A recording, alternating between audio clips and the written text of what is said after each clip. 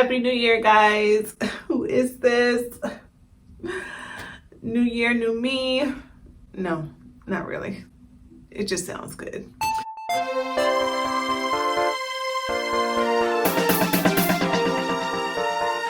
Hi, my name is Summer. I do lock and lifestyle videos. If you're interested in that content, please subscribe and stay tuned. As many of you guys know, I do have traditional locks, but my preferred method of maintenance is interlocking. I'm here today to share with you the tools specifically that I use for my interlocking process, and I hope that you will gain some knowledge on how to better interlock, or I hope you would try these tools out and let me know what you think, or share with me some of the tools that you use for your process. Okay. So at first, when I started out interlocking, everybody was telling me about the latch hook. And I thought that this would be perfect because I used to crochet my hair a lot, my loose natural hair. And I felt like, oh, I have a crochet needle. I can definitely do this.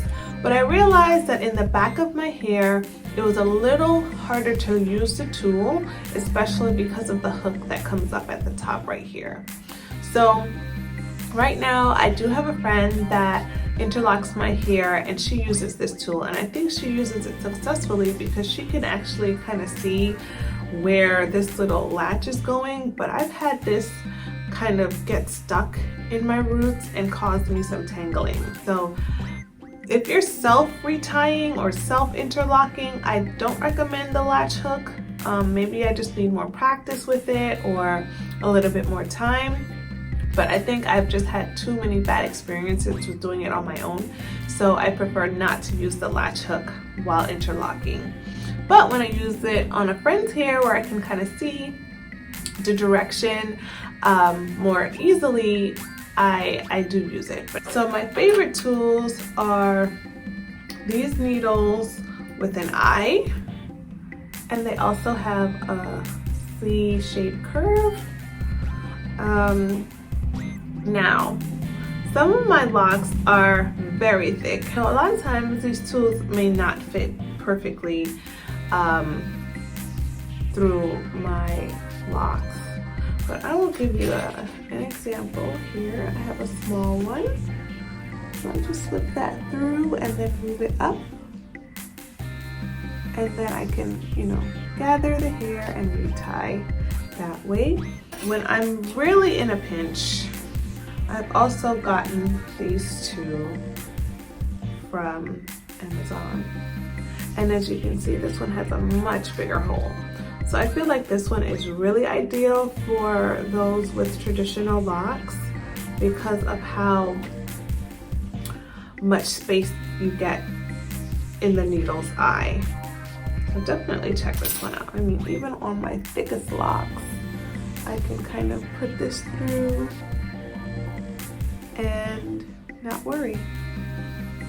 I can lace it through the front of my hair, and yeah, they go through very seamlessly.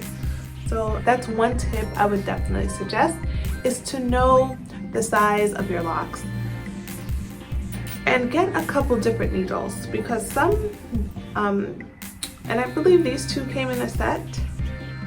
They're a matching pair, but one is definitely smaller than the other. Yeah. And you know what? When I'm really in a bind, I've used this on my friend's hair, interlocked her hair probably twice now. And this is a little tip and trick. Safety pin. Safety pin is a really good tool for interlocking. Who knew, right? So what you do is you're gonna put the end through your hair, like so. Close it off, and it's there, okay? It's not going anywhere. And then you would proceed to loop the hair through the root.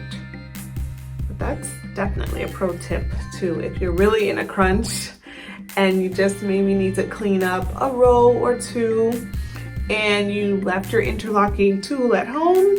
Girl, every everybody has a safety pin. Use your safety pin. That should get you through.